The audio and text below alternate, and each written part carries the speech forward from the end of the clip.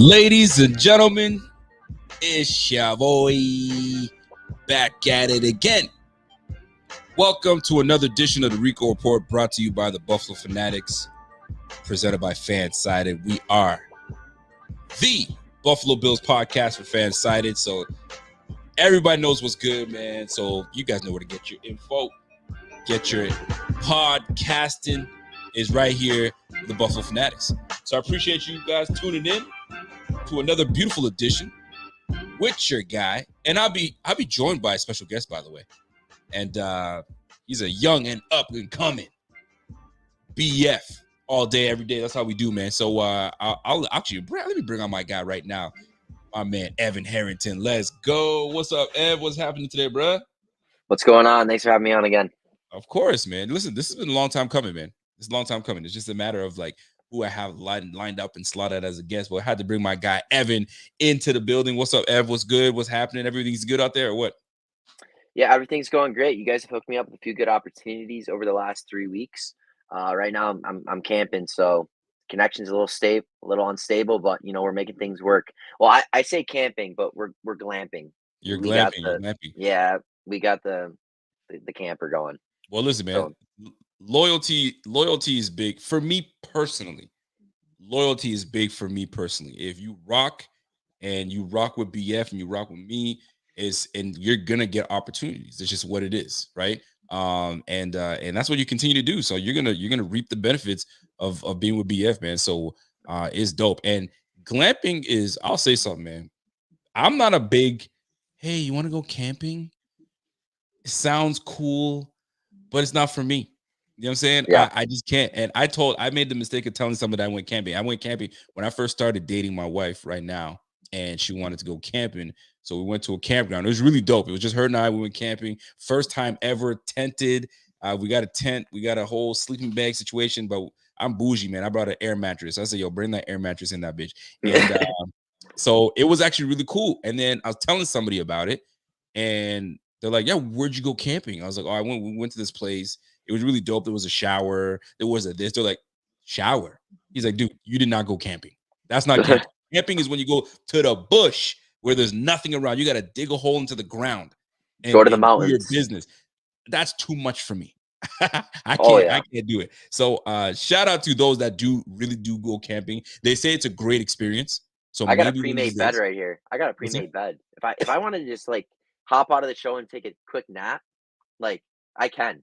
It's a pre-made bed, man. That's the beauty of it. So glamping is what it is. I gotta give a shout out to my man Scott Blakely from the Windy City. He says, yo, happy Father's Day to all Bills Mafia family. That's to you, Rico. Appreciate you. And Scotty, I appreciate you and your young ladies that are probably watching with you right now.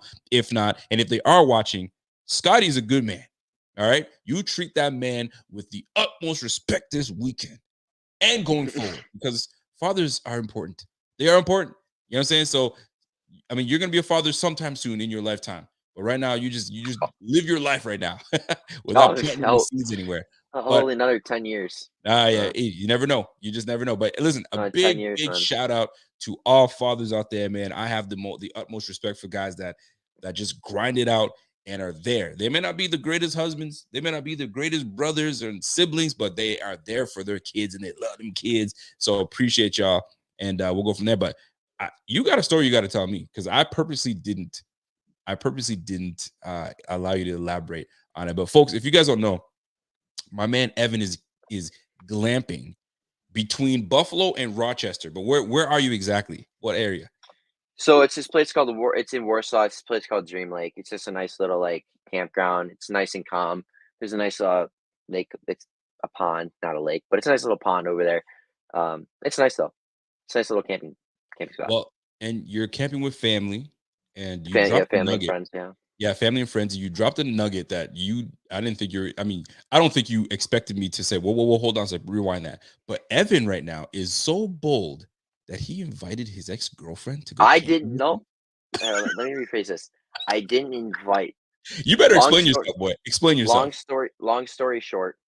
Here we go. Camera's on me. Here we go. Long story short. 2020. Like I'm camping with these people and family and friends. The girl in the camping group became really good friends, and we started dating, and then we broke up over a wild time. And she's still in the group, and we still camp with one another here and there. So she's here right now. But yeah, it's no hard feelings. Like we're still friends, so it's You nothing think like. you do you think you'll knock on her door? Hey, it's me, Evan. Yo, I'll put you on the Yeah, spot. I'm not gonna put you on the spot like that. no way, man, no way. Could you imagine? Evan has to leave one of the campers to go to the other camper. He has to open the screen door. Who is it? I'm not even going there. But anyway, If you shout out to open you, the man. screen door, you're if you open the screen door in a camper, you're already in You're in already. because it's the hard door and then the screen door. Oh, it's So the if you, hard door than the screen door. Okay. eh, That's funny. Thank you for giving that. But for so those that do, I got somebody that asked me how many kids I have. I have 8 children. If you would believe that, 8 children. So you have 8? I got. First of all, I'm joking. First of all, everybody's like, oh, Oh, "I knew it. I knew it. They always have a bunch of children." No, we don't. I have 4. I have 4 children. I have a 19-year-old Vanessa. She is. I had her when I was quite young. So, but she's my gem. Like that girl she's everything to me. And then I've got my 2 other girls. I've got Mila and Anaya, 10 and 8. You know what I'm saying? And I was ready to call it. Hey, listen, I'm a girl dad. I was ready to say that's it. I guess these boys ain't ready to give me a boy. And then, the good Lord was like, I got one more for you. I got one more for you. And now I got my baby boy. So I got 3 girls and 1 boy. And yeah, I'm busy.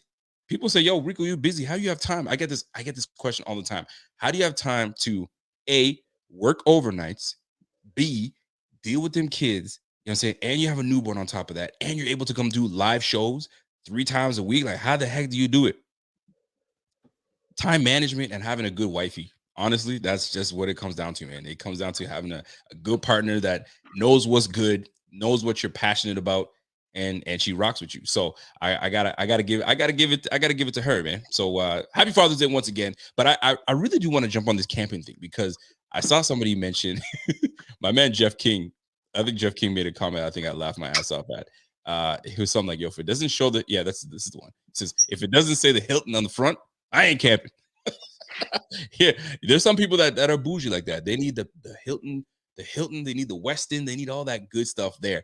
For me, camping, Jason N says camping is where you see a pond, lake, a stream, and maybe Bigfoot. Hey, I get it. There was water near where I was camping, if you will. Here's the way I look at it. If you're sleeping in a freaking tent and you got a sleeping bag, you know what I'm saying, and you got to walk, you know what I'm saying, to go and use the facilities or whatever the case is, you're camping.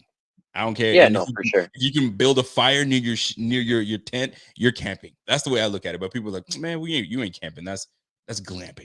You know what I'm saying? This glamour. I mean, it Yeah, is. no, like I used to tent camp, but glamping's what I have going on right now. Yeah. And I listen, I respect it, man. I would love to have, because I've seen it. Like what you're in right now, I'd love to have one of those. Then I'd go camping or glamping all the time, like a freaking trailer. You know what I'm saying? Like a nice, but I mean, then I gotta get a hitch. Then I gotta maybe get a pickup truck with a 5th wheel. I ain't all that. And You don't need a fifth wheel for like 30 footers. You just need a fifth wheel for like the the like the big big boys, guys, like the the big big boys. yeah. And the ones that, and the one I don't want to do is, and I don't know how much space there is, the ones that you can kind of crank the roof up, crank it up and open it All up the and pull it out. I don't know what those ones are. the Those are pop ones, ups. pop-ups. Those look like a pain to put together, or like to, So I'll give you a pop up really quick. My old all right. camper was kind of like that, except the sides popped out instead of the up. Basically, a pop up is literally it's like a little box, and you Yep. pop it up, and you kind of have 2 side beds. Yes. You have like a little sink in a kitchen, a little seat table area, and then you got your little porta john right there. That's it though. No shower. No shower. That I do know. Is it as spacious as it doesn't give me the space that I think it may If give. if it's like you and maybe like a kid, Yep. your wife and a kid, I'd say there's room. But if you're trying to go like, if you're like in your young 20s and you do like all guys trip, you do like 2 per bed, Yeah. 6 of you. Yeah, you have no room. See, It might fit 4, it might fit 4. 4 So to yeah, 5. maybe one of these days when I get a little older, where I'm just like, you know what, the kids probably like this. I'll take them camping, get myself a little pop up, and go from there. I mean, it doesn't take much to kind of pull those things. Yeah, I'd What, say 500 like pounds, if that. I have no idea. It's all good. All is good. But anyway, I just want to jump in there and give a shout out to my man Ev, because he's living on the edge right now with his ex-girlfriend around there somewhere. I'm just waiting for you to give me a story and say, hey, by the way, that story Somewhere you're over telling me. there. Somewhere Well, over there. somewhere over you might make your way somewhere over there and knock on the door. No, I'm Depending going on how many. somewhere over there. I'm going back that way, not that way. Okay, there you Going go. that There way. you go, my man. So Ev, we are going to get into a few topics today. And by the way, I want to give a shout out to each and every one of you guys tuned in, watching the Rico Report. We appreciate you, man. I'm joined by my man Evan Harrington. He's been booked and busy. We got that man busy. I'm telling you right now. I need you to I'm gonna read the super chat real quick, but we sent you on an excursion. We sent you on a trip, and I need you to explain how this trip went. But just before you do, I'm gonna jump in and read my man Scott Blakely's comment here. He goes, hey, the wife and girls are listening and told me my gift came from your Fanatics fan shop. Damn, they won't tell me what it is, however. Well, listen, ladies, if you guys are listening, I need to make this a heart-warm message.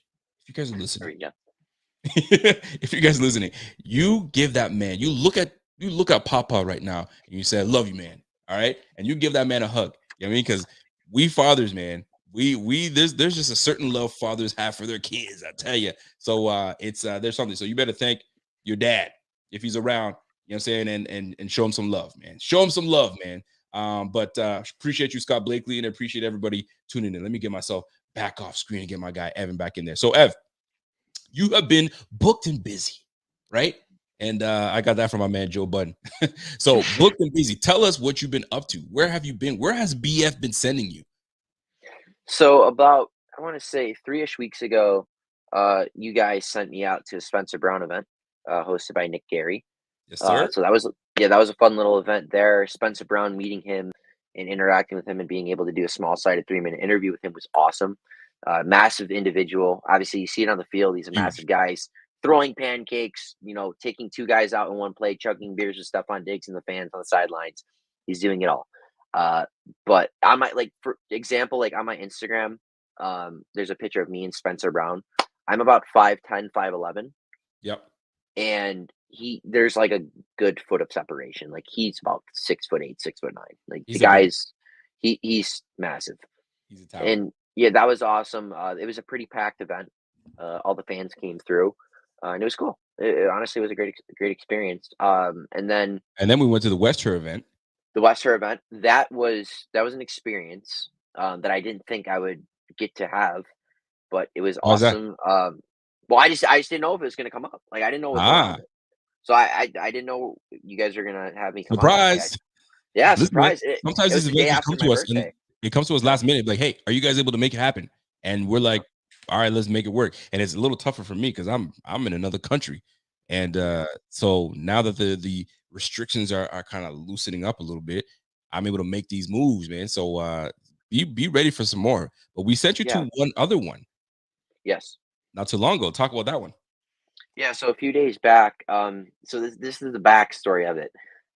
It's, late at night and you hit me up on a text. Like you mentioned, like just they hit you up, it comes up, we'll send you out. True.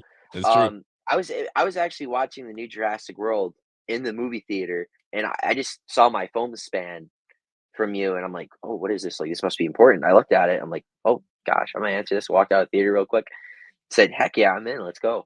And then the next day, the event actually was for Josh Allen in his new NFT that was dropped through DraftKings and Metabilia. And basically, there's the NFTs, like it's a 3-tier NFT system. There's the $100 one, $200 one, and the $2,000 one. But basically, what his NFT is, it's a little different than normal NFTs. You kind of get perks and stuff with it. You'll get meet and greets. You'll get discounts on, Bills memorabilia, whether that's signed helmets, like a signed football, what you got back there, signed jerseys, anything. And it was cool. It was a private event for about 30 to 40 people who own the NFT. And it's just like personal experience one-on-one with Josh. Like you just get to know the guy deep down. Josh has a couple drinks in him. You get a couple drinks in yourself. You just talk and just have like a normal conversation. Yes, like sir. Just like 2 guys, at a bar. Like that's literally what it was. And it was awesome to see Josh more down to earth. Like we saw him at the West Her event the day before this Metabilia NFT event. I bumped into him at Dick's Sporting Goods in Orchard Park. So I've been able to see him a few times over the past few weeks. So I've gotten to know Josh He's the real pretty deal. well. When people talk about him in the media, like he's the most down to earth guy, he's goofy, he's just the most humble human being you'll probably meet. Like all those are true. Josh is a goofball through and through. Yep. He's humble as can be. For how much money the guy's making, for how popular and famous he is. Again, he's in a small city, blue collar city. He was from a small city himself. How big is Josh up close? He's pretty big. He's pretty big, man. My dad's 6'3", and Josh has a good 2-3 inches on him. I gotta call you out, Evan. Because so for those and Evan doesn't know what I'm gonna say right now. So he's like, "What? Call me out for what?" So my man Evan, we met at the Western event, and Evan and Z-Bot were waiting for me at the restaurant. And the minute we get there, Evan's like, "Oh, I'm taller than you." I'm like, "Bitch, no, you're not." Yeah, yes, I am. No, Dude, you're not. You're not taller than me. Because I'll tell you why. I'm like, because if you guys look at the picture, there's a picture of me, Z-Bot, and Evan, and we're all standing. Everybody's just standing there, and I'm like, "Boy, what is Evan talking about? Taller than me? Where is it? You better trip. You trip. If I had it, I'd freaking post it up. Nice try, Evan. Anyway, no, I digress. No, I have it right here. I think it's right here. The four of us. It was like me, you, Z-Bot, and Kroom. You want to know why? Zach's pulling on my shoulder. He's pulling me down. Okay, big guy. Look. Nobody can really see it because you have a glare. There's a glare. Let me see if I think it's on. I'll send it to you on Instagram.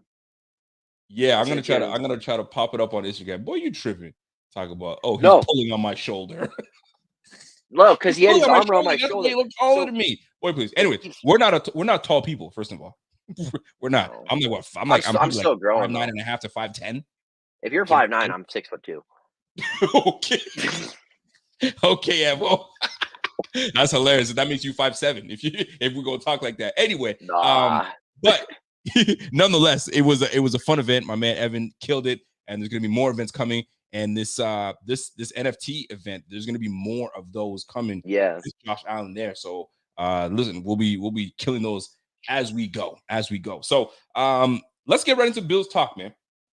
Let's get right into Bills talk, and we got to get. I mean, I wanted to do this last show, but I think it's apropos that we do it now.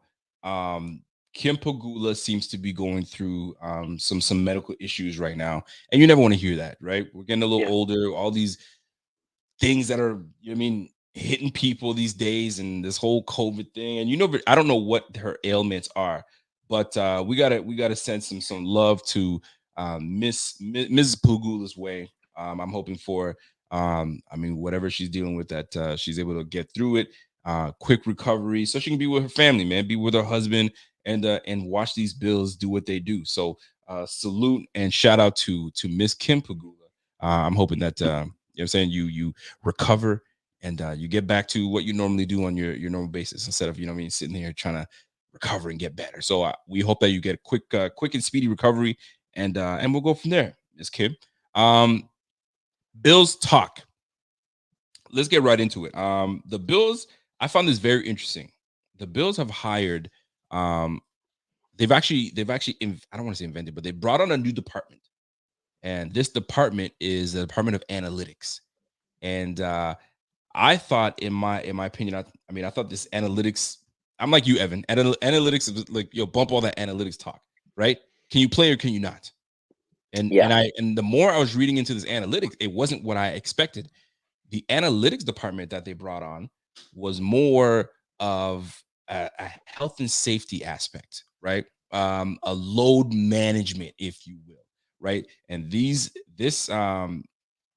department, they've hired two people into this department. One of them is Drew DeSanto.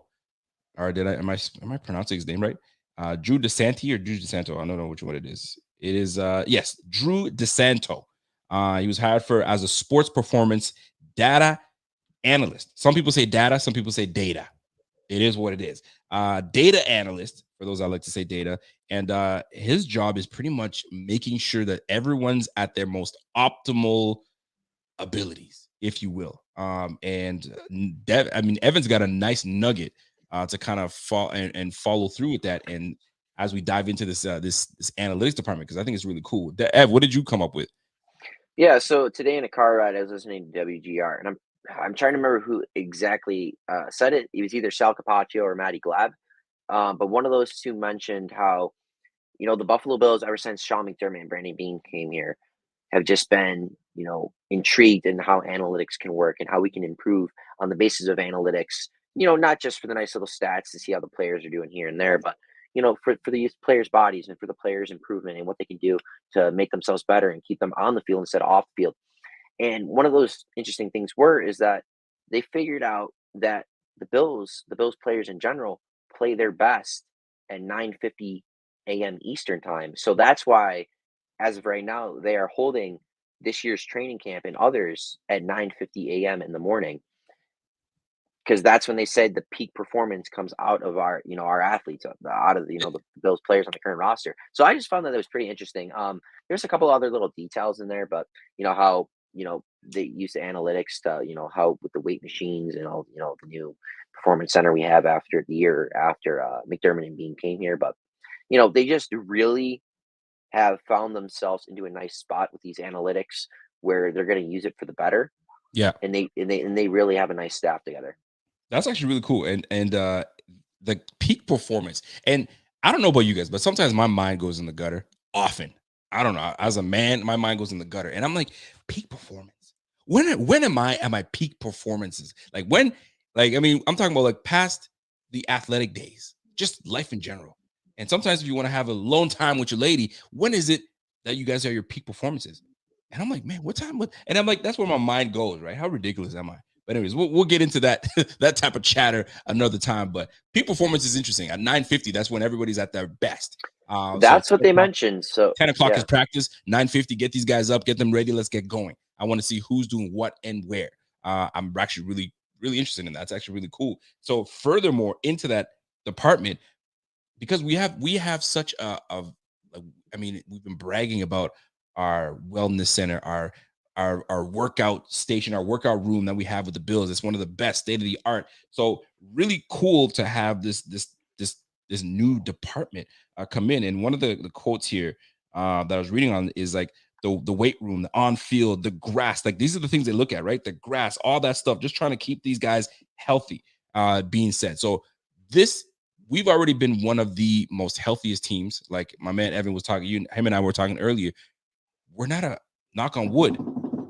We're not a team that gets injured often. In the last 3 years, we've been a very healthy team.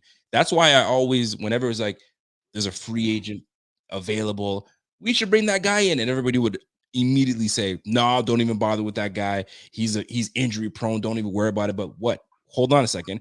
Why don't you bring him on? If we can get the most out of this player based on what we bring as a health team, a very healthy team, and the health department is really great. Bring that player on. That's the way I look at it. But hold on a second. You out of here, my love? You good? You cool? All right. We'll see you in the morning. Okay. So at the end of the day, I actually love that. The fact that they're really investing even more into their players. I mean, it makes sense. You got a lot of players that's worth a lot of money, right? Stephon Diggs being one of them. Left tackle Deion Dawkins being another. You got Von Miller. These guys are worth a lot of money. So if I have all this money invested into these players, I got to make sure that these guys are at their peak performance. I'm making sure that they're resting the right time. It's almost a big old load management department. Watch out for how these guys work. Watch out for what they do. Not too much practicing. Stop practicing. You know what I mean? Around this time, I think that's really cool. But good job on them, man. Good job on them. They're investing into their team, and the analytics is only going to get better for us. That's the way I look at it. Ed, did you want to add anything else to that? well, yeah, you can just also touch on the fact that Josh Allen has not missed a game since his rookie season, and that Knock is on wood due to the again. fact, yeah, knock on wood, Yes, sir. but that's due to the fact to our medical staff. I mean, he's had a few bang plays here and there. Same with Stephon Diggs, Dawson Knox, and Gabe Davis, and Cole Beasley. All of our star players have been banged up here and there. But our medical staff and our analytical department goes into those into those territories. They make sure like, hey, do this, that, and the third. that this minor injury really won't, inhibit any bad play because we're going to, make Absolutely. sure through the week you're doing this on the third to get onto the field instead of being off the field. Evan, have you been accepted into Harvard yet? No, I go to Buff State. I'm not getting into Harvard. Stop your nonsense, man. Listen, that's a compliment. If it's coming from Jeff King, Jeff King sees something in you, man. Thank you, He's like, Jeff. I go to Buff Thanks, State, Jeff. not Harvard. I love Buff Yeah. State, though. If anyone from Buff State's listening, go Bengals, baby. Go Bengals. But my man Air Allen says, yo, Rico, you have too many damn kids to worry about some peak performance. Hey, man. My peak performance is always, I got to make sure that I'm performing because guess what? If you ain't performing, she going to be walking. So you got to make sure you handle your business. Don't forget about that, fellas. Don't you stop your peak performing. You know what I'm saying? When it's really, Evan, that's going to be for you when you're a little older. So don't you worry about that, big fella. Don't you worry about that. But anyway, but shout out to the Bills in investing in an analytics department. I think that's huge. I think it's important. And we got to make sure that we keep our guys nice and ready to go because we have such a tough schedule this year, and they're gunning. It's nice to be, and I used to say this all the time, man. The Bills always are in the hunt. They were always in the hunt, but never caught their prey.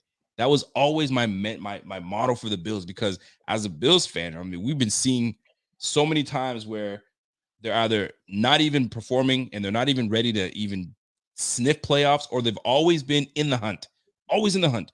They're 7 wins or 8 wins, and they're close and they just never make it, right? So I've always been saying they're always in the hunt but never catch their prey. But now we're being hunted. The Bills are the hunted. And it's weird for me to even say that, but I love every bit of it. So when we have an analytics department that's saying, hey, man, we're going to be playing a whole bunch of teams, a whole bunch of cats that are going to be gunning for us, we've got to make sure that we're on top of our shit. So shout out to that team. Shout out to the Bills. And we got big things coming this year. So we got to make sure that we nail everything, starting off with Thursday Night Football against the freaking Rams. So we're going to see how that plays out. I got to ask you a question, my man. What's up? I'm looking at this AFC, and I'm looking at quarterbacks that are being paid, have been paid, and will be paid. And the one name that is out there, and this goes in for the chat as well. I need the chat. And by the way, for those that are tuned in right now, this is my man Evan Harrington. That's our guy, and he's our correspondent. He goes to where we need him to go and hold it down for BF. And he's he's doing his own thing at Buff State. I mean, behind the microphone and doing his thing. You got me. I'm your host Rico, and this is the Buffalo Fanatics. Is the Rico Report. Smash that like while you guys are in here. If you guys have not subscribed to the channel. The goal is to get to 25,000 subscribers before the season. We're at 22.5. I think we're at 22.4, give or take. So we've got a few more thousand to go, but we're there. We got to get there. So let's get up to 25K. So speaking of money, players got to get paid, right? Owners got to pay. And there's one particular quarterback that has been in the I guess in the blogs, in the articles, and that's Lamar Jackson. And Yes. Lamar Jackson right now he's not quick to sign with his team, but he wants to get a deal done. And the conversation I was having with people today is they don't feel like he's worth the money that he's asking for. But the guy's a top 10 quarterback. How are you going to say he doesn't deserve the money he's asking for when he's a top 10 quarterback? Evan, talk to me. Are you in favor of a guy like and I may be posting this question incorrectly. Do you feel that he is deserving of a big time contract? And before you answer the question, I got to give a shout out. I haven't used this bell in a long time. Nick Robinson, welcome to the Bing Squad. Bing, biggity, bing. I haven't used this bell in a long time, people. Let me use this bell. I gotta ring that bell, baby. Let's go. Appreciate you, Nick Robinson. Love it. So back to you, Evan. I get excited when I get to ring that bell. So for sure. That. Go for it. You know what I'm saying? So when it comes to my man, Lamar Jackson, he's one of my favorite quarterbacks in the game. I love Lamar Jackson. Is he deserving of a big contract? Well, you're looking since 2019. This guy was the league MVP. Not many players in the NFL will, win league MVP. When you're looking since 2019, absolutely. 2019, Lamar Jackson. 2020, Aaron Rodgers, and then 2021, Aaron Rodgers. So The last 3 league MVPs, it's only been 2 players, Aaron Rodgers and Lamar Jackson. You can say what you want about Lamar Jackson. You can say he's definitely regressed since his MVP season. He's not the same player in his MVP season. Mm-hmm. You know, he can still run the ball. You know, the touchdowns passing wise haven't been there like they were that season. But, you know, he's still a pretty solid passer of the football. He is the most electrifying player to ever, you know, play the quarterback position, running the football wise. It's not even close. This guy is a walking 3,500 passing, 1,000-yard rushing quarterback. But Yep. this is the kind of question that we're gonna, you know, propose here: is can Lamar Jackson, you know, keep up? Because, like, you know, just this injury, he just had a past injury this year, Yep. and you know, running the football like Lamar Jackson, you're taking a lot of hits in the open field. But Will Lamar he be? didn't get hurt I because he know, got blasted. These I are know. like, I'm just saying. go ahead, go ahead, go ahead. I'm just saying. Will these injuries start piling up? Because the type of quarterback he is, he has to rely on his legs.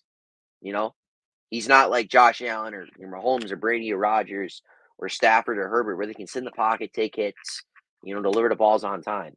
Lamar can do that, but he hasn't shown he can do that at a full strength of time or a full, you know, time overall. And Lamar is very up and down this season. He had a great game against the Colts, where he passed for 400 yards, passed for 4 touchdowns, 0 picks, 85 plus completion percentage. Thank you. That was an elite game. There's Like not a that was lot of great. players that can even do that, other than the guys like But Josh Allen and your freaking Aaron Rodgers will do things like that. But like, there's not a lot of quarterbacks can do that, and I feel like a lot of folks after just that, he went downhill. And then why did he go downhill? I just don't think Did you not to see be that the honest. Ravens were depleted with Oh, injuries? they were definitely for Holy sure. crow! Like, But everyone wants to scoff over that. Oh, he had a down year, but there's a reason he had a down year. Did you not see? Everyone was dropping. They were the most injured team last year, yeah, no, definitely but for yet sure. And people want to harp on that. It drives me insane. that goes back. I think Lamar Jackson can be a much better player if Greg Roman wasn't the offensive coordinator in Baltimore. Because his system is so plain and Jane. It's basically 13 personnel, every single player. You're gonna run one wide receiver to the left, 3 tight ends, you know, Yep. on the right side of the line, fullback, running back, Lamar Jackson. Let's go make some magic happen. And it's like, yeah, Lamar's a magical player. He can do, you know, some of the impossible, but how much can he do? You know, and you're I mean, having how one much wide can he receiver. do? To say how much can he do in that offense? You know, Greg Roman literally has the most basic It's offensive system in the league. no It's false. That terrible. offense is catered to Lamar Oh, Jackson. well, I'm saying And it's like basic. It's 3 tight is it ends and a basic though? receiver. Is it basic? I don't And like that's the I think that's where offense. I think it's a bad offensive system. I think this is where we disagree. I don't think it's a basic offense. Greg Roman is an intelligent young man, and his offense can be complex, but it's catered to Lamar Jackson. Lamar Jackson's strength is running that football. That's his strength, right? It's a God-given strength. He can do those things, but he could also whip the ball around, and we've seen it with 36 freaking touchdowns in his MVP season. So I hate when Well, people this is scoff over that. well, I know this is And my I'm not thing. saying you're Like scoffing over. I'm just we're just the having reason a I say it's a conversation. basic offense is because for the first couple years in Lamar Jackson's career, he was dominating. You know, his first year in the Yes, league, people weren't ready for it. Second year in the league, he wins league MVP. But after that, you saw the regression happen. And I know there's been injuries, and I know he hasn't had the number one receiver that he proudly deserves. there you But at go. the end of the day, the reason why I'm saying it's a basic offense is because you kind of know what's going to happen when it's out there. You got one receiver and 3 tight ends. And Like, that's it's a good point because maybe it's a matter of okay, I want to really see what Lamar can do without Greg Roman because it's catered to him. So give us someone that's gonna kind of open things up and allow him to go, you know what I'm saying, 4 wide, 5 wide, and so on and so forth, right? But when you have Andrews on a team like that, that offense has to go through a guy, one of the best tight ends, if not the best tight end in the game, in Andrews. So it's tough, man. So and I ask you this because I'm going through the quarterbacks and I gotta give love to my man Cardero Linder. He's been a long time follower. What's up, Cardero? Hey, Cardero, what's happening, bro? Just showing some love, man. Keep up the good work, Rico. Go Bills. I appreciate you, Cardero. You've been a long time viewer, man. I appreciate you. That's love. I'm looking at the top paid quarterbacks. You got Aaron Rodgers, 4 years, 200 mil. You got Deshaun Watson, him in 5 years, 230, with 230 mil guaranteed. What a huge contract. that is. You got Pat Mahomes, the $500 million man, and Pat Mahomes on a 10-year contract, 450, with 63 million guaranteed. And then the list goes on. Then you got Josh Allen at 258. Right now, let's now start going down the list. Derek Carr he's on a 3-year deal right now, 121. Then you've got Matthew Stafford on a 4-year, 160, right? And he's got a $40 million a year he's gaining. And I'm looking at the rest of the guys down this list, right? Dak Prescott, he's at 4 years, 160, right? Making what, 31 million? Dak? Hold on, I'm just making sure that I'm looking at Dak's. He's got 160. He's got a 4-year, 160, averaging 40 mil a year. Then you go to Russell Wilson. Right now, he's at $35 million a year. Who's looking to ask for a new contract as well? Yes, he will, and he's asking for 250. Right? Yep. So you've got Jared Goff, 230. He's making $33 million a year. Kirk Cousins, for crying out loud, making $33 million a year. You mean to tell me somebody told me that Lamar Jackson is going to be making? He should be getting in the 20 range to maybe 30. You got Kirk Cousins and Jared Goff making 33 million. You think that Lamar Jackson is going to make less than that, and he's got an MVP under his belt? Y'all better stop. To be honest, when you look at the quarterback market right now, I don't think he gets Josh Allen money. And I'm just gonna say that realistically, I just don't think he's even close to being on par, being, in that same level as a quarterback like Josh Allen. And Josh is making 43, so like that's the cutoff for me. He's not making over 43. But at the same time, like I think Matt Stafford's better than him. He's making 40. But here it is: you got Dak Prescott and Derek Carr making 40 million. Right. And you can have your preference of Dak Prescott over Lamar, but most people have Lamar over Dak and Derek Carr. So right there, I'm looking in between I'm looking like 41 to 42 million dollars a year. And that's fair. That's exactly what I'm looking at. For what I'm hearing. Go ahead. What I'm hearing from the Ravens camp is that, like, right now Lamar Jackson doesn't have an agent. He's just solo. He just kind of does his own thing. Him and his mama. Which is interesting. It's a different approach. And I've never seen it before. It's interesting. Yep. He's going into the final year of his contract. He was drafted at the end of the first round in 2018. He's on his 5th-year option right now. Right. I think he's making about like 23 million this year. Mm-hmm. But the thing is, they're saying that they might just franchise tag him right out of that. And Lamar Jackson really doesn't have a choice. Hey, franchise tag him all he wants. He's gonna get his. But here's the problem: if you franchise tag him now, you don't get an opportunity to franchise tag him again the year after. I don't think you can franchise tag a player twice or something of that nature. So, franchise tag him, but you're going to pay for that. What's that? I think that in the CBA. I remember reading something to the nature where you cannot franchise tag because you used to be able. You used to be able to. Yeah, you used to be able to. So hear me out. If they franchise tag him, first of all, you're letting me know that, okay, so are we not doing something? Sometimes when you franchise tag someone, eventually you make a deal. But you franchise tag Lamar Jackson, fam, you're going to pay for it because he's going to go somewhere else. And somebody will pay him. They will pay him. Ravens, don't screw this up. Pay that man and build around him, and you guys are going to have something special. That's just my opinion. Well, I mean, like right now, if they do settle to give him, the franchise tag after year 5, I mean, there's some teams that are looking at the quarterback position. And one team to mention, is the Carolina Panthers. Heck yeah. But I mean, they got Baker Mayfield right now too. So who are we gonna look at? Baker Mayfield or Lamar Jackson? Exactly. Hey, listen, I'm just saying. So these Ravens, like you said, pretty much what you're saying is don't mess this up. You have yourself. Well, I mean, it's like very overall, difficult to find yourself a franchise quarterback. Don't screw it up. I mean, yeah, like overall, you can say what you want about Lamar Jackson. Whether you don't think. He's some guys have him outside the top 10. Some guys have him inside the top 10. Like for me, I have him around 9. You have him outside the 10, up top 10. I have like 9. I mean, he's top 10, but he's not 9. He ain't 9. I have Mahomes, Rodgers, Allen, Brady. So like Watson if playing, Herbert, Wilson, Burrow, Stafford. That's 8, 9 right there. So you're taking Stafford over Lamar? Oh, easily. Stafford's a much better thrower of the football. Stafford can sling it. Of course he can. I'm taking Stafford over Lamar 7 out of 7 days a week. Really, huh? Very interesting. The guy just won a Super Bowl. throws for 4,000 yards every year, consistent 30 touchdown passer. Has been one of the best quarterbacks in the league for a long time. Got disrespected so many times playing for the Lions. Left Detroit, came to the Rams. Did what he did best. He literally has So maybe been the Lamar court. He's needs a been the new maybe Lamar needs a new location. So that way maybe, he maybe. can kind of really Maybe that's showcase what it is.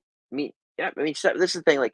Like for me, Lamar's a good thrower of the football inside the hash marks, but outside throwing towards the sideline, he just doesn't do it for me. Like he can throw the ball there, but I see. This is where I disagree. I hate that argument, but you know what? I'm gonna let it that's be. just what I've seen on film.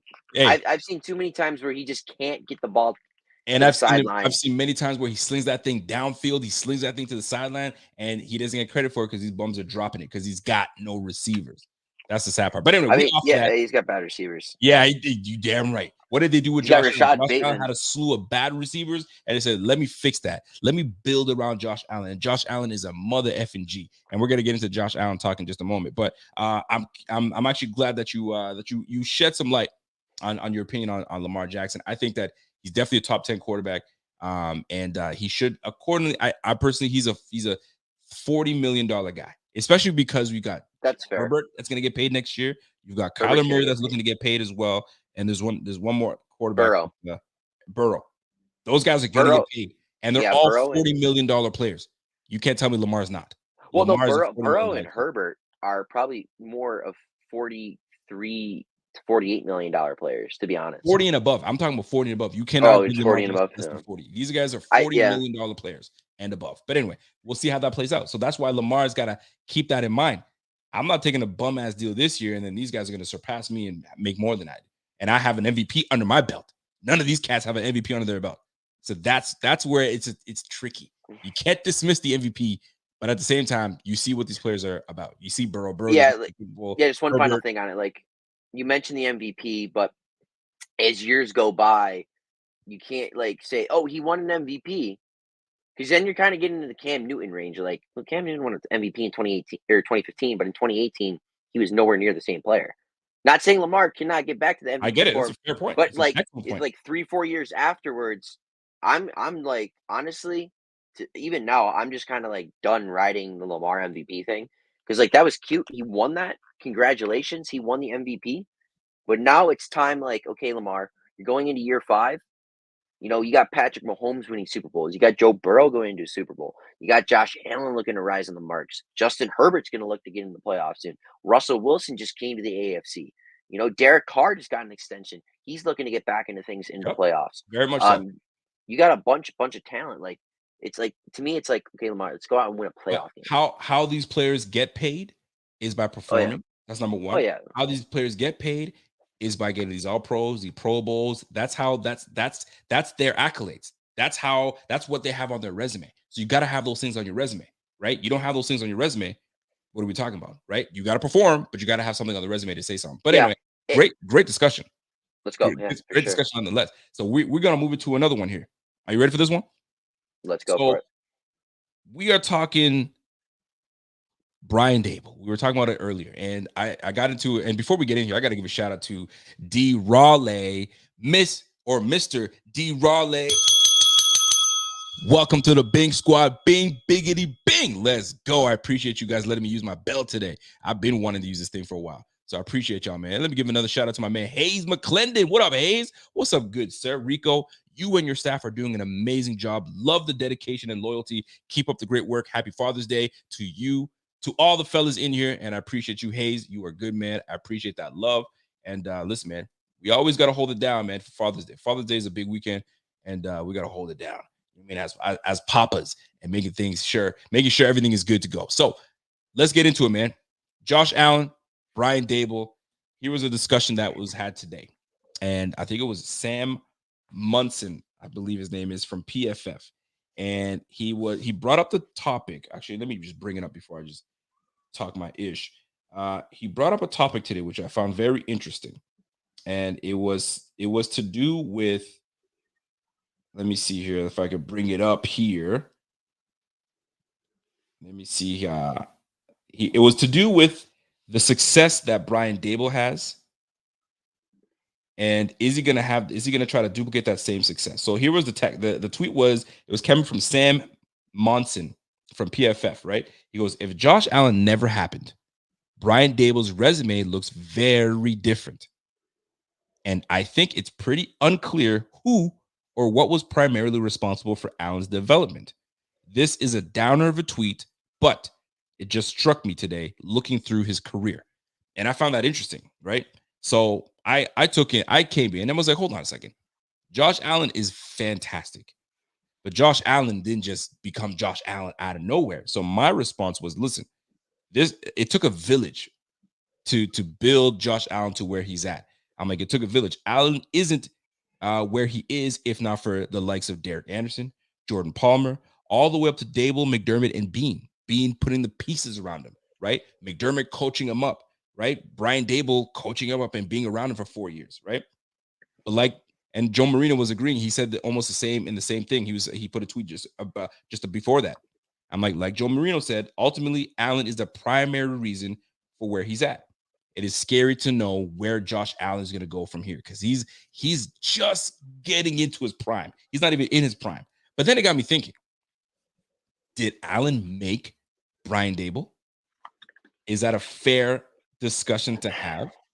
And Ev, I'm gonna get I have my own thoughts I'm gonna share in just a moment, but I want to start with you.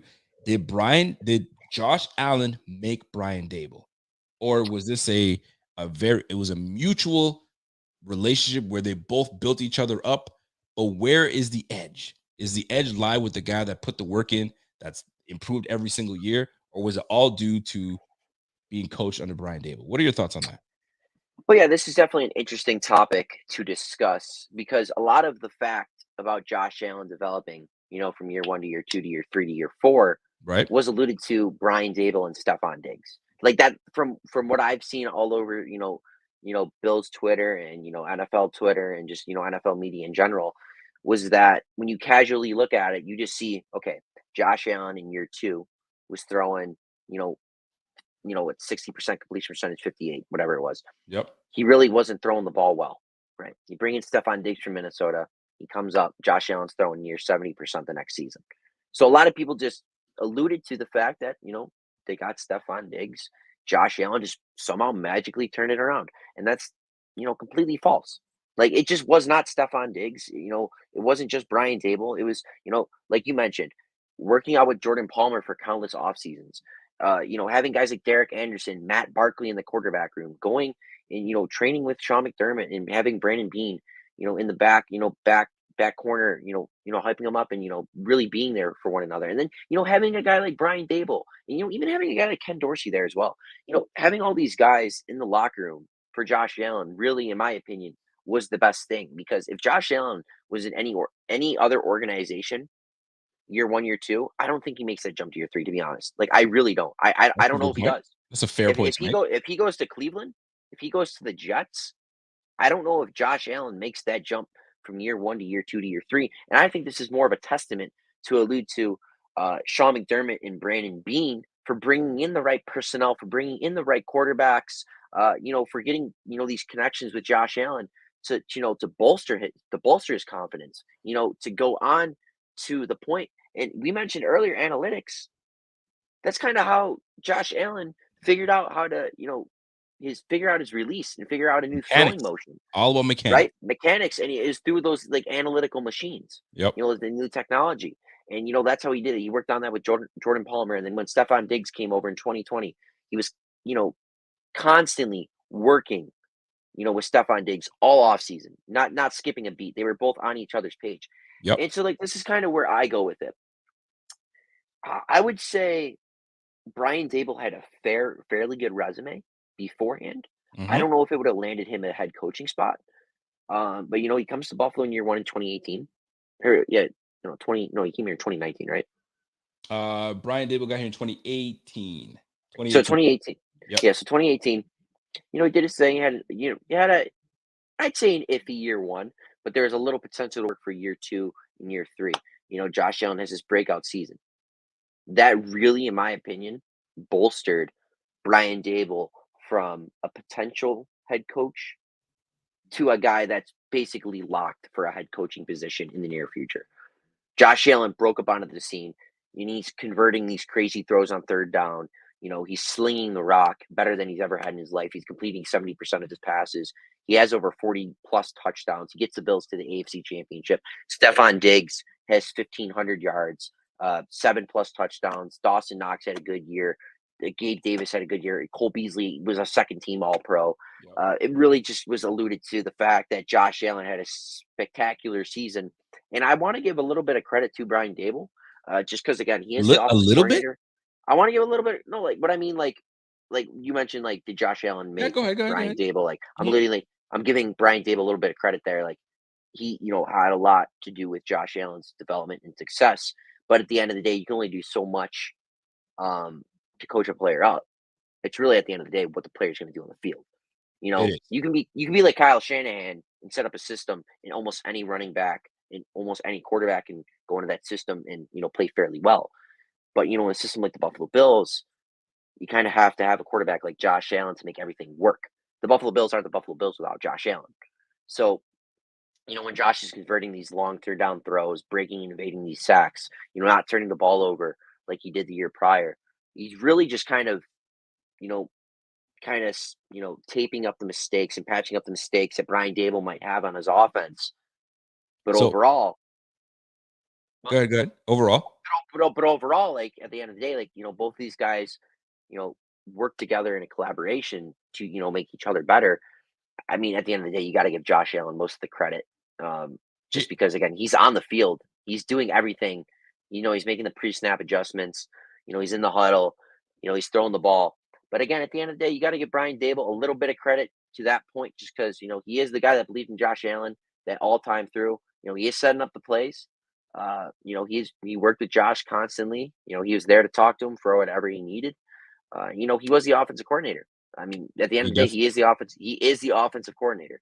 he definitely was. So And so you're gonna get it there. So I would say Josh definitely bolstered Brian Dable's resume. all right. And I'm in agreement. I'm in agreement with you because I'm looking.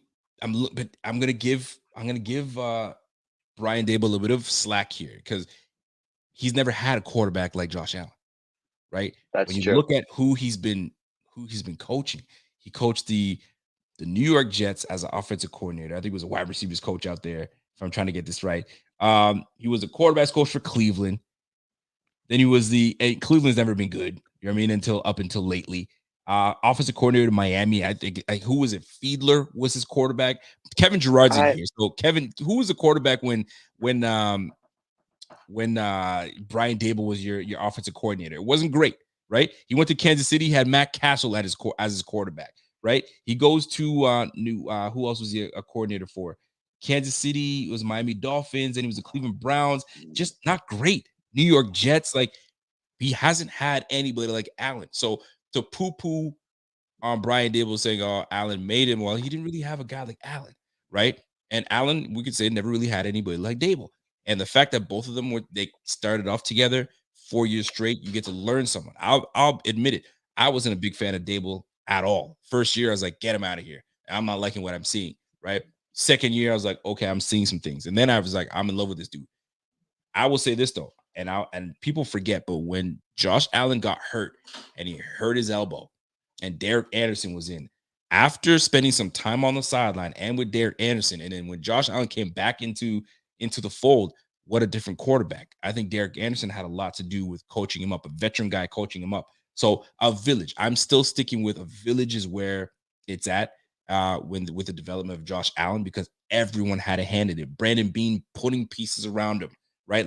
Like a number one type of receiver, bona fide receiver in Stephon Diggs. You're gonna have success. Here's the big one. Brian Dable now has to prove this if he's going to have some credit, which he deserves, have some credit with Josh Allen. He's almost got to show show some residual, right?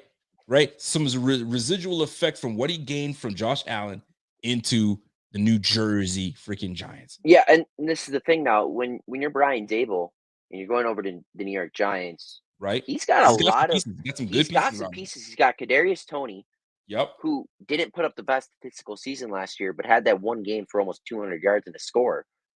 Kadarius Toney is one of the most electrifying players in football right now, and he's going into his second season. You have Saquon Barkley, who Yep. is I'm about to pull up the roster right now.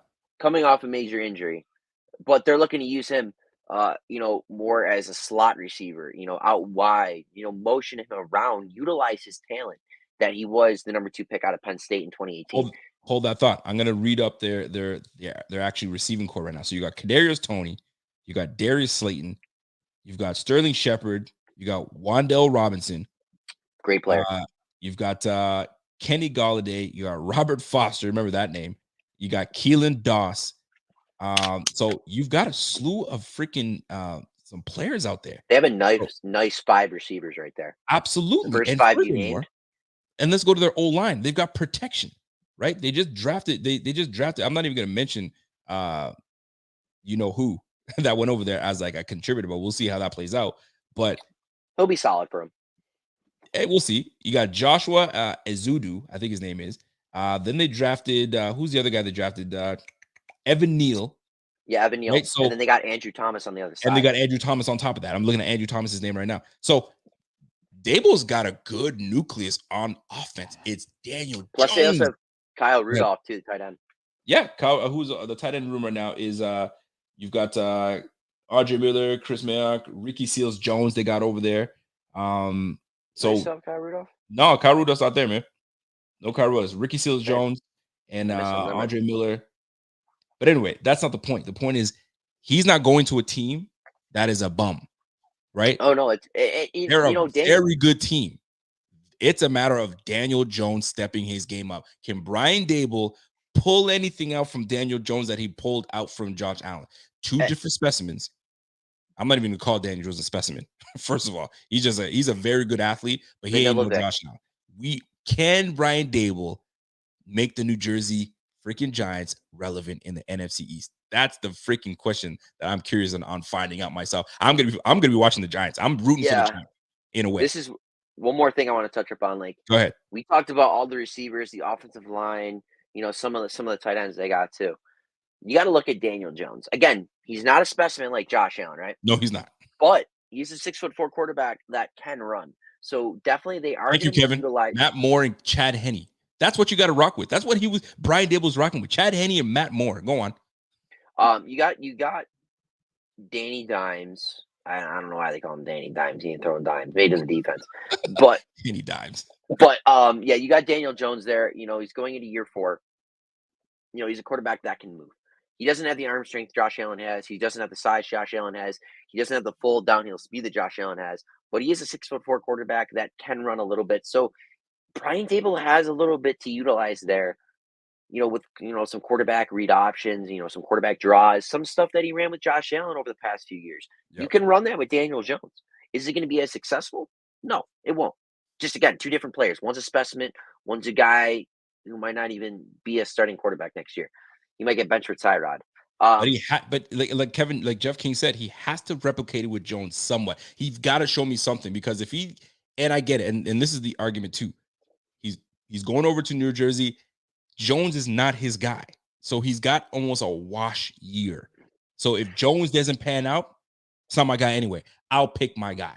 So that's his almost his way out a little bit. But you're going to have to show me something with Daniel Jones because they invested the first round draft pick in Daniel Jones. For crying out loud, show me something. And the thing is with Daniel Jones, if we see a little more consistent play out of Jones, for a stretch of the season, I'm not saying the entire season just because I don't think you're going to get a consistent, replicate play of what Daniel Jones can do the entire season. But if you're Brian Daboll and you can get a good 8 to 10 game stretch out of Daniel Jones and you can maybe win 7 or 8 games and compete a little bit to maybe week 16, week 17 in the NFC East, I think that's a win for Giants fans and a win for Joe Schoen and Brian Daboll. I think that would be 7 wins? The greatest. I think if the Giants can get to 7 wins, because you got to look at it, the Dallas Cowboys, are basically locked to make the playoffs in the NFC for the most part, and maybe win the NFC East. And the Philadelphia Eagles have only gotten better. Jalen Hurts is only getting better. You bring in AJ Brown. NFC. You got year 2 Devontae Smith. Yeah. You got Dallas Goedert. You got Miles Sanders coming back. You got a loaded team on offense for the most That's part. and you listen, they just brought over Defense got freaking better too. AJ Brown to the Eagles.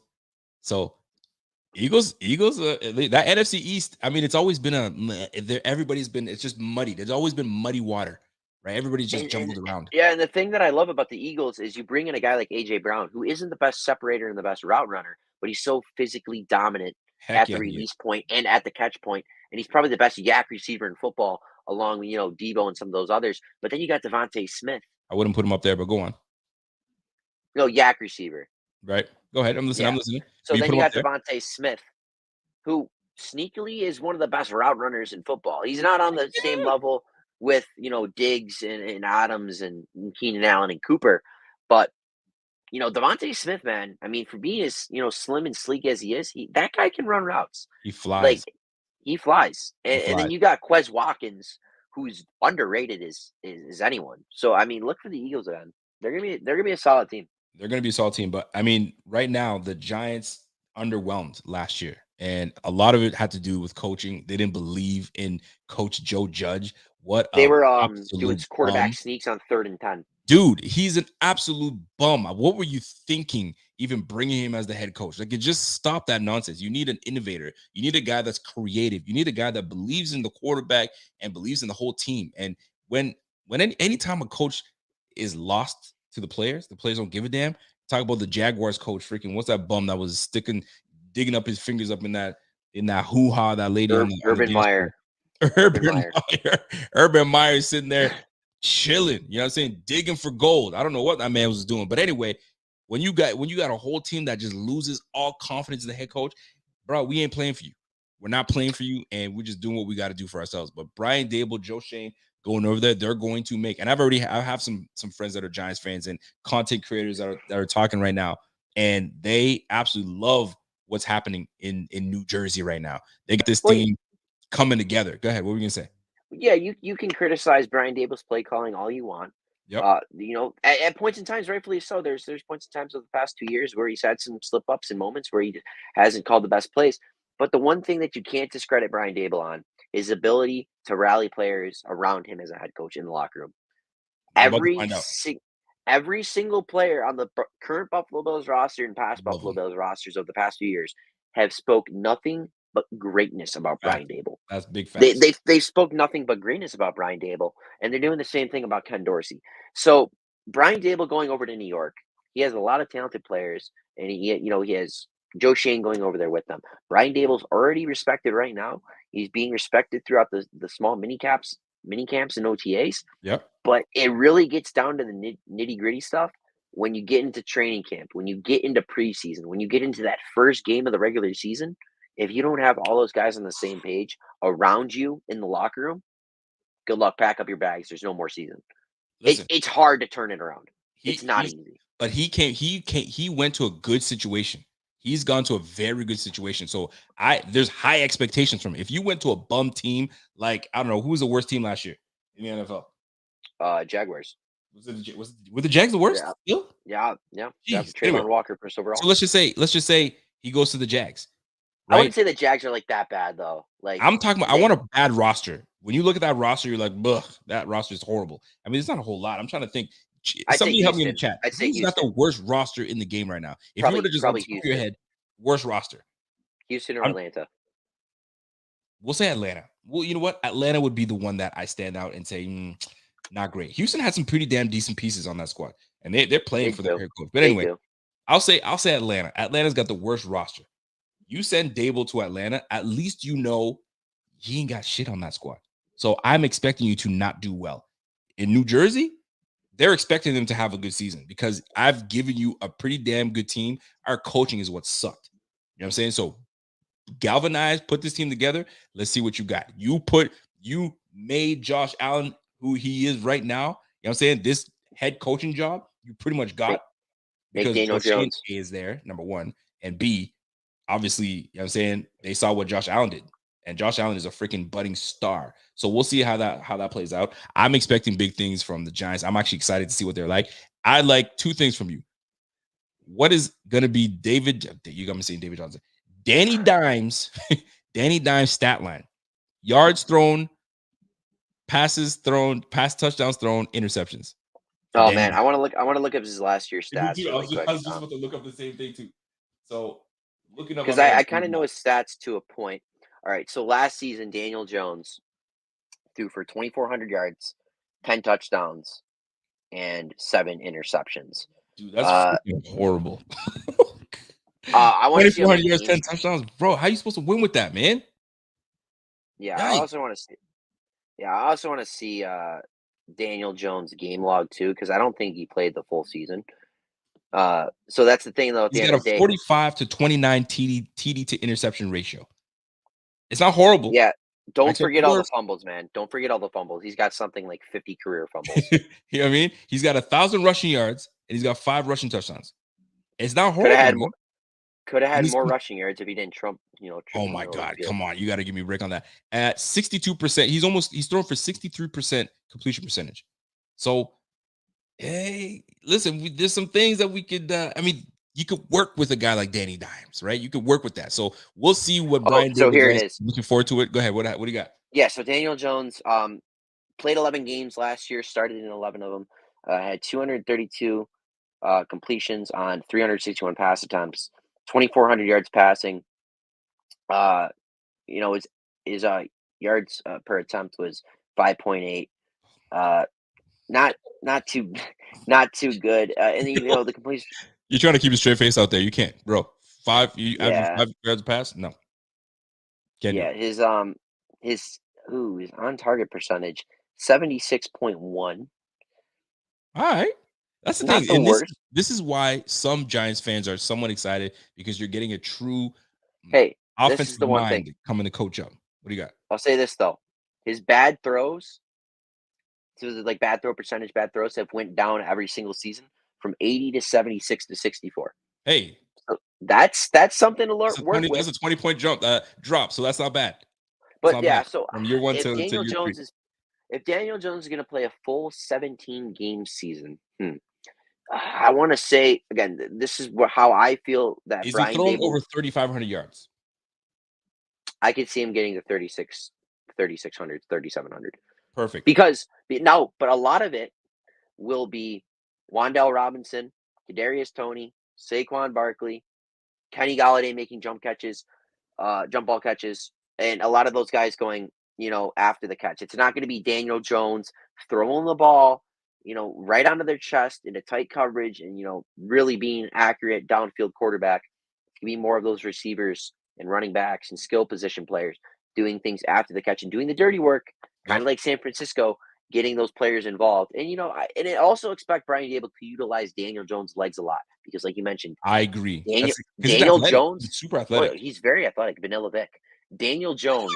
My man called him Vanilla Vic. Yo, don't disrespect Vic like that. Vanilla Vic. Go Daniel ahead, man. Jones is remember, Daniel Jones is not Brian Daboll's guy. So Fact. I'm We know not that. saying he's not scared to kind of run Daniel Jones into the ground and unleash his full potential. Like a guy like Josh Allen. You're not going to run Josh Allen into the No, ground. You're not going to he's give got him a wash year because 20. guess who the backup quarterback is? Tyrod Taylor. And Tyrod Yes, is like a Fitzpatrick. If you give him a he's freaking hungry, inch, man. he's going to take that starting position.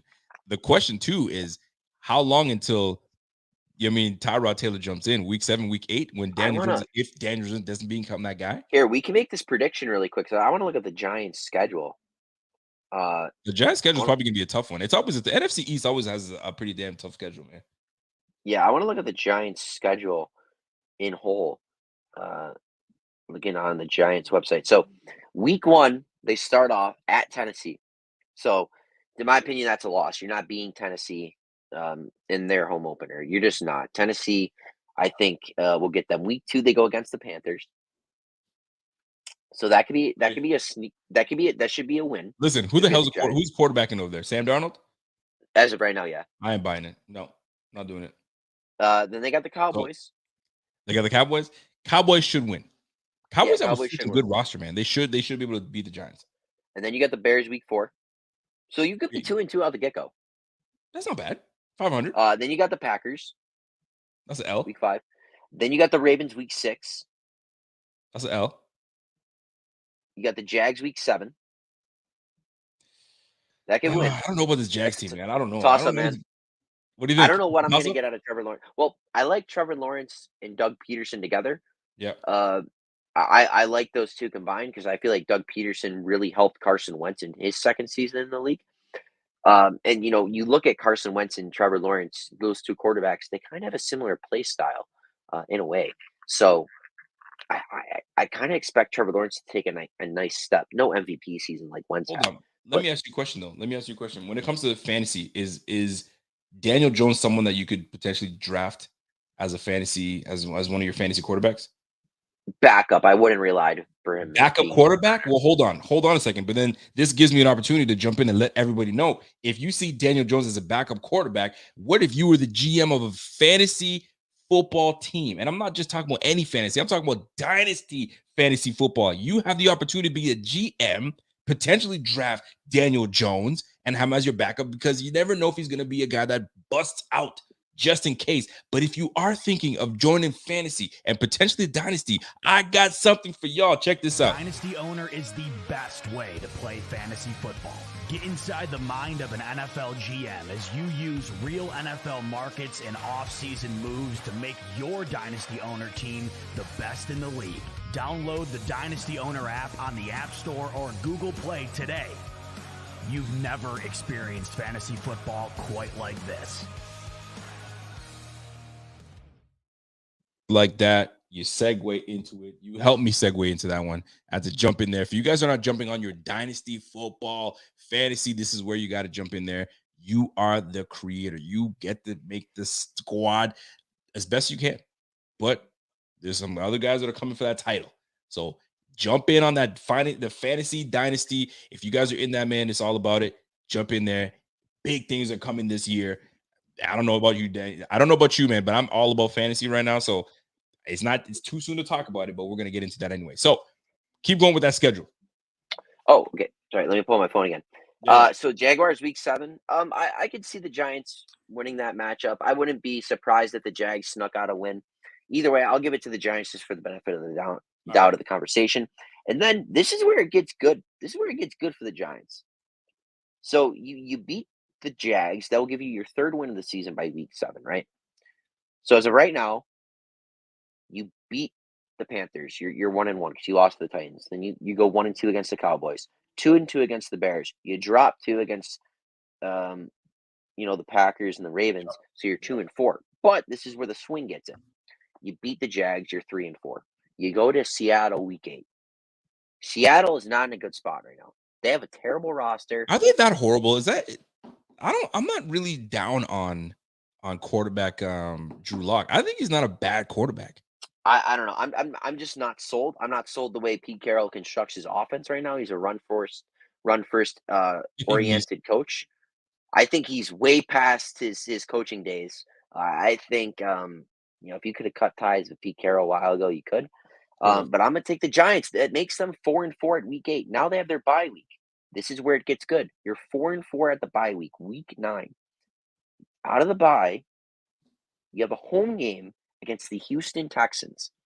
You can easily go over 500 now. You'll be 5-4. You'll be 5-4 at this point. Week 11, you have the Detroit Lions. That's a favorable matchup. I think the Lions are a good team on the rise, but that's easily winnable. It's easily winnable. I really like the Lions. I think the Lions will be not a bad squad. I think Goff's kind of underrated. I don't think he's a great quarterback, but I think he gets too much slander. So that'd be 6-4. And then you have the Cowboys. Now, if you're into most teams might split a season series, this could be that matchup, making the Giants 7-4 or potentially 6-5. Not a bad record still. Right. Now, I'm gonna open this up so I can get I hope people can see this. Oh, sorry. The schedule. There we go. So where were we at? We had the Giants and Seahawks. Oh, we are on the Commanders now. The Commanders. Oh, I'm in August. Let me scroll on down. Commanders. All right. Giants, Commanders, December. Yes. So, in my opinion, they split these games, which would put them at 7-6. Then you have the Colts. I'm not giving them the Colts. You don't think the Colts? You don't think the Colts are taking that. I'm not giving. Oh, you forgot the Eagles too. The Eagles and the Vikings. Yeah, they're losing the Eagles. I think Eagles will be good. I think they go 3-3 in the NFC East this year. Okay. I think that's interesting. 500? Yeah, so I think they go 500. So right now, what? I had them at 7-6 Yep. with the Commanders. I have them splitting with the Eagles, which would make them 8-7. And then who else they got left? So you got the Eagles, and you got to go to the Giants. You got to go Commanders again. So worse, I have them going 8 or 9 or 7-10. Like that's realistic. Like That's I pretty mentioned, much bang on what you pretty much were predicting. yeah. No, like that because I looked at their schedule a while So is that ago, a like, successful season for Daboll? first year, yeah. First year, yeah, easily. 7-8 wins. Yeah, I think that's a very reasonable approaching point if you're a head coach. I agree, Sal. Not winnable. It's not an easy winnable game. I think we both agree. The Lions are an up and coming team. Yeah, no, I said they're an up and coming team. Yeah, I agree. Yeah. Listen, I look at it that way too. Hey, if you have to dip out, man, let me know. No. It's just someone popped in. I'm on a show. Is that the ex? No, dude, Is that the I'm ex-girlfriend? talking football. No, it's the brother. No, God, no. No, but Brother. the Giants. Listen, man. At the end of the day, I think we're both looking forward to. You want to say hi? Who's that? Is that Scotty? No, it's not Scotty. Who wants to say hi? Huh? It's the ex-girlfriend's brother. I shouldn't say anything then. Just come say hi, dude. All right, whatever. I was gonna make an inappropriate joke for the dude's brother. Yo, everyone's blowing out your sister's back. How do you feel about that? No, I'm not gonna do that. I'm probably on. Funny thing is, I'm probably on speakerphone right now.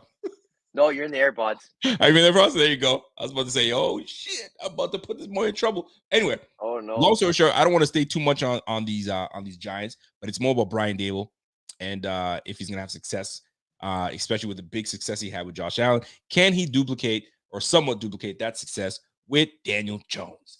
That'll be interesting. I'm looking forward to seeing a lot of what these New Jersey Giants do. Do you know I refuse to call them New York? I ain't doing it. The New freaking Jersey Giants. That's what you guys get. So, last topic of the night, and I'm going to keep it at that. And it's very simple. Deshaun Watson, they're about to give this guy potentially a year's suspension. I think it's apropos. It's not about guilty or not guilty. It's about you just making the league look terrible. And the league does not play that game. You want to make us look a fool? There's a conduct. And right now you are not protecting the shield, and the shield is not looking good. And furthermore, my man did not, I don't care what they told you. If you've already spoken in a press conference, you're coached extremely well. Do not do any more press conferences, because the last, you just had one a few days back. I know. And I saw that press conference and like, dude, don't even, if you guys have questions for me, it's about football and football only. I ain't talking about anything else. Leave it to my lawyers, leave it to all that stuff. And they asked him, he was doing pretty well with answering the questions, rehearsed answers, community, yeah, right. Right. I'm trying to be a big teammate, I'm trying to whatever. Then they asked him a question, is it true you had 66 massages in 17 months? And he goes, well, I wouldn't say that's accurate, but you'll have to talk to my lawyers about that. What? It's either yes or no. Did you do that or not? Yeah. Or like the question, no the question's yes or no, and you're just making it more of like, okay, yes Deshaun, or no, or no comment. You like, feel Deshaun, me? is it more than 66, or like is it still like, cause like to me when I first heard that, I'm like, dude, did you have more than 66 interactions with massage therapists? Bro, 66 is a lot. First of all, I mean, how much massage you got to get? You know what I'm saying? I haven't had a massage in like 2 years, man. Bro, there are we have 125 people watching right now. All right, in the 125 people, there are some people that have benefits in this chat right now, and probably rarely use that massage therapy benefit that you guys gain. My man over here is doing 66 in 1 year. 17 months. 17 months. My guy. Come on. That's one a week. That's one a week. And the thing is, like, I get athletes that travel and they might go see a massage therapist here and there. Like, I get that. Yep. But 66 and 17 66 months is a big number. I mean, I get it. Like, you want to optimize, you want to be ready to go, tip top shape. Have you heard his new nickname? Nah. Massage Watson.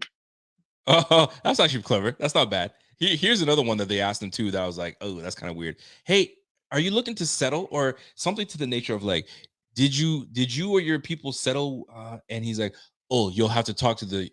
I'm paraphrasing here. You'll have to talk to the Houston Texans about that or my previous employers about that. Fam, just be quiet. Just don't say a word. Let your lawyers do what they do and just shut your ass up and go to training camp and call it a day. But now I liked his one response from the question about the community engagement. I don't know if this was just like made up or not. He mentioned how he went to the movie theater and the family bought him popcorn. I'm like, that's very possible, Deshaun. But you know what? Most people, if you really think about it, they don't have the moxie to go, fuck you, Deshaun. Right? They'll most likely see a star and want an autograph or want this and be pleasant. It's very rare that you'll find somebody say, hey, you jackass. They just won't do it. Well, yeah, because most people like to do it face to face. Yeah, like the field we're in or other people, like there's people that hate people like us who talk sports. Oh. Sorry, no, I was gonna say well done, Walter. Oh, Walter's like when a QB has more lawsuits than wins in his last year playing, he ain't worth it. I mean, listen, all those things aside, we all know that he's a damn good quarterback, but he's for sure worth it. Yeah. This is a big distraction. And they got to give him a year. The suspension is coming. It's either, and I'm sure his team told him, we're going into this. It's two things. Two things are going to happen. One thing's for certain. You got me saying certain. You are getting suspended, right? You're getting suspended, sir. Right? Secondly, it's a matter of how long you're getting suspended for. Is it going to be 3 games? Is it 6? Is it 9? Is it the whole season? Worst case scenario, or is it lifetime? It's life. It could be lifetime. I'm no criminal charges get some lifetime. I doubt they go lifetime.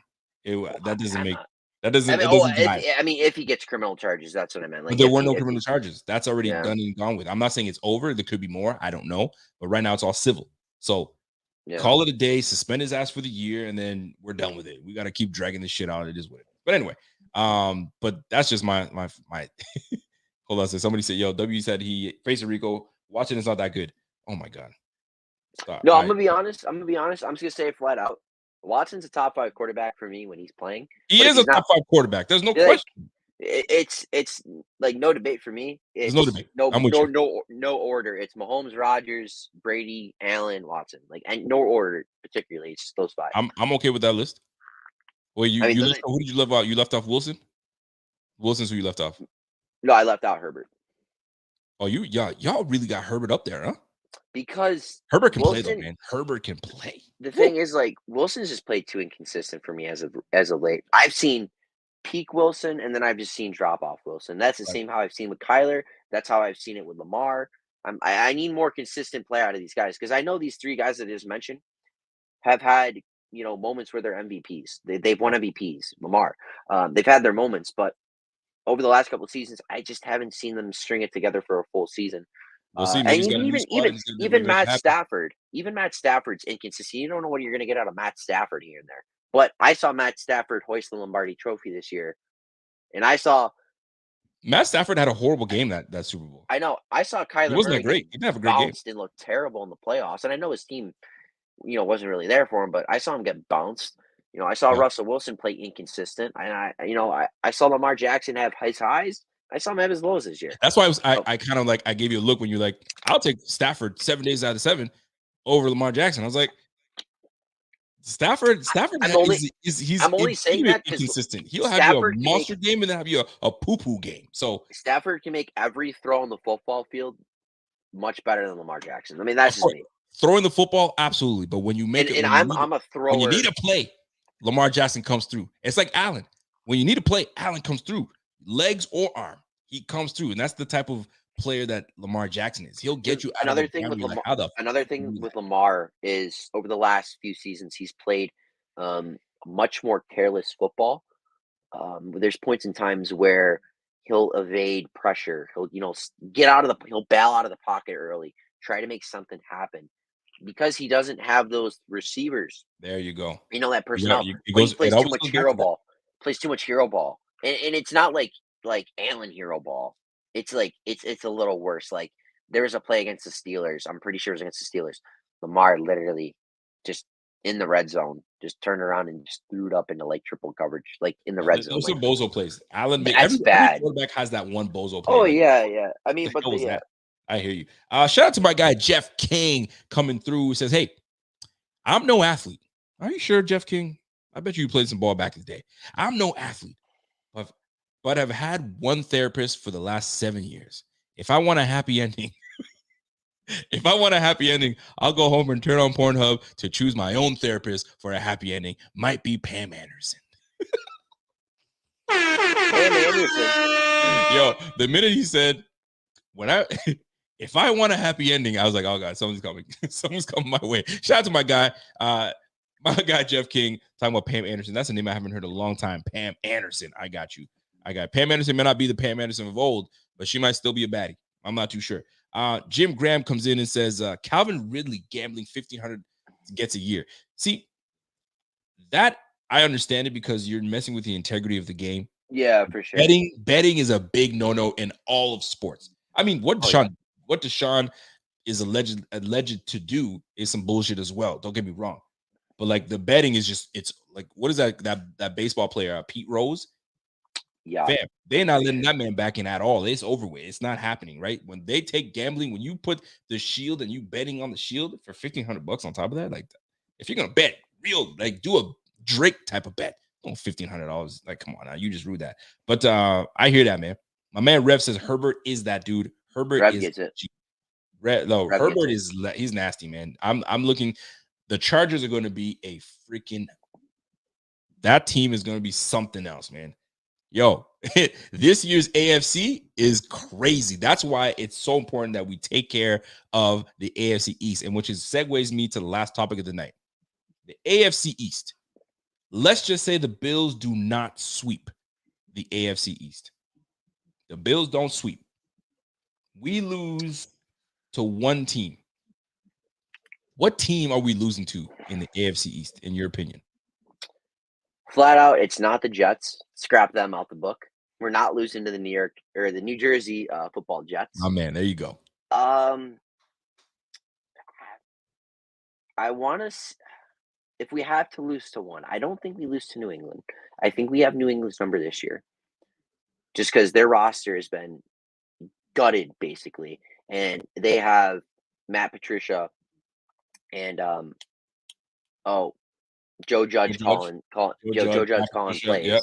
Like what's going on with that? Who's play calling here? Who's play calling? Who's your number one receiver? Like you got like what do we got here? But the thing is, the Dolphins, like I know Josh Allen's daddy, the Dolphin Killer, all the nicknames we get for him. But Miami gave us some struggle last year. Even though we beat them 35-0, there was points and times where like during that game, like it could have easily win in Miami's favor if they could have just moved the football. And it's not going to be hard for them to move the football this year when you have Tyreek Hill, Jalen Waddle, Mike Gesicki, etc. You got Raheem Mostert in the backfield with Chase Edmonds. You got playmakers on the offensive side of the ball this year that you just didn't have last year. And even at home, when they played us at home, they gave us struggle. Like Josh Allen struggled. The defense did their thing, but Josh Allen struggled. And I know, like, he has statistically amazing games against the Dolphins, but he's not going to be able to just every game go out there and beat the Dolphins. Like one time here and there, the Dolphins will get us. It's just that's how football is. I mean, that's just how it is. Oh, you say it's the Dolphins. I think the Dolphins get us. I think they get. If we had to lose to a team in the AFC East, it'd be the Dolphins. I struggle with this question because it's a hard one. It's a hard one. I do not think we're losing the Patriots this year. That's out of the question. We're just not losing to them. I just hate them that much. I just can't see us losing to them. It's really obviously it's between the Jets and Dolphins. The Jets are intriguing to me. They're intriguing to me. You know how every team has that one team they lose to. You're like, how do we lose with the Jags?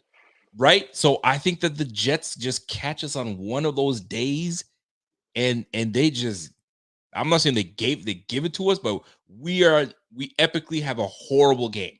Nothing is clicking, and the Jets, everything's clicking for them. And it's going to be one of those things. I think the Jets sneak one out on us. If one team is to beat us. And the Dolphins, I mean, like the fact that they picked up Raheem Mostert, I love that pickup for the. If he can stay healthy, man, that's a big pickup for the for Dolphins. at least 15, 16 games, that's Big huge pickup. for them. That is a huge pickup for them. Plus Chase Edmonds. Chase Edmonds is a good player. Chase Edmonds, Sonny Michel, they got out there. So they got a bevy of running backs out there that's going to be plus really they still got Myles Gaskin. Absolutely, man. And they got some good receivers out there, man. So Tyreek Hill that guy's a menace, man. He just strikes fear into everyone. And I saw it. He struck fear into me. Like I saw him strutting down that sideline in that Kansas City game. It was right in front of me. Like still haunts me to this day. I sometimes I don't go to bed till 4 a.m. because of that. I do that, man. It's nastiness, but it is what it is. And you were at that game, were you not? Yeah, no, like I was literally there. So like I was sitting on the 20-yard line for where all those touchdowns were scored. They were all right in front of me. I was down by that corner end zone where Kelsey. How fast did he look live? Like it was ridiculous. Like what I mean, like when he caught that pass in rhythm for Patrick Mahomes over the middle, he broke away from Wallace and just went bam. Gone. He looked like Barry Allen in the flesh. Like he was just gone. Just gone. There was just no stopping him. And like obviously, Tyreek Hill's fast. We know him as the fastest man in the NFL. Dude is nice. But it's like just watching that in person, and like I don't think he was even running his full speed. Like he slowed up a little bit at the end. Like he was. That's worse. And he gives you one of these. Oh no, you don't want. I think he was doing it personally to me. He was just like, "Hey, Buffalo man, peace." He's out. Peace. I'm out of here. And he was on a podcast not too long ago, and he was just like I ran that 70-yard touchdown and gave the peace sign to Buffalo Bills. Boy, if the Bills don't pay attention to those things, man, y'all better take his ass down. But anyway, shout out to my man Jeff King. He says, I just don't want Tyreek waving bye-bye to our defense again. I'm still pissed. Well, listen, a lot of us are still pissed. So that's why we brought some speed onto the Bills. Hopefully we can mitigate that with the Dolphins. So you say the Dolphins, I say the Jets. The Jets just catch us sleeping one day, and that's how they do it. But I really hope it doesn't. I think we have a very successful season, and we call it that. And just like that, a successful season, I hope we have, just like we had a very successful show. And I hope you guys enjoyed this show. We had quite a bevy of topics being talked about, right? We talked on Deshaun. Sent some love to Kim Pegula. We talked about the analytics department that we've added to the team, Lamar Jackson contract, and of course, Brian Daboll and the successes that we think he'll have. If you guys enjoyed this show, do me a favor and do myself and Evan a favor. Smash that like button real quick for us. Show some appreciation. If you guys have not subscribed to the channel, do us a favor. Subscribe to the channel. It just takes a click. Just hit that bell. A little click. That little small click, man. That notification bell is just waiting to get smashed, man. Just smash that. Buddy's like, yo, smash me, boy. Let's go. Pause. So at the end of the day, we appreciate y'all, man. Evan's out there glamping right now. He's chilling in the RV. He's got what? You're in a 72-footer? Half of that. 31. Yeah, he's like half of that. So yeah, man. So shout out to my man Evan. Evan, thanks for coming on, man. I'm gonna bring you on more often. And get you man. on, man. Hey, I'm free for the summer. I mean, I start back up college, end of August, but nice. You going into year 2? Yeah, year 2. I just finished year 1. Good shit. Good shit. Just finished year 1. My man Evan. So I appreciate you, man, and we appreciate you guys for tuning in. Like I always say, man, you guys do not have to be here. It's much appreciated. And it goes a long way to keep us going, right? It's the off season. Off season is tough, right? And we're here. We're trying to bring some content to y'all, things to talk about, and we'll get it going. So other than that, man, that's it for us. Don't forget, guys, next week it will be my last week in potting. I'll be on Tuesday and I'll be on Friday, and then I'm out of town. I'll be out of town for a couple of weeks, so I won't be potting. I'll probably be jumping on the shows here and there on ZBots or on Rev. So we'll hit those guys up. Ev, don't forget to hit those guys up as well, because they're always looking to get some guests on. So get your football in there. So that's it for us, folks.